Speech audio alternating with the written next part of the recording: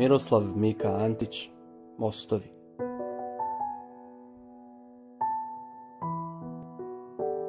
U meni večeras jedna reka razbija ogromna brda daleka.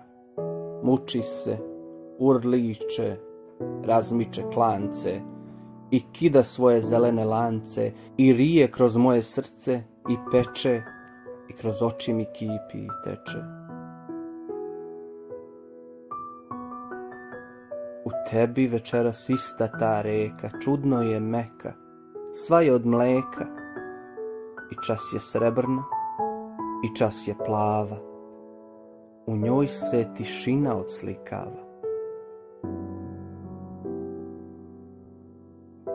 Svako u sebi reke druge pod istim mostovima sretne.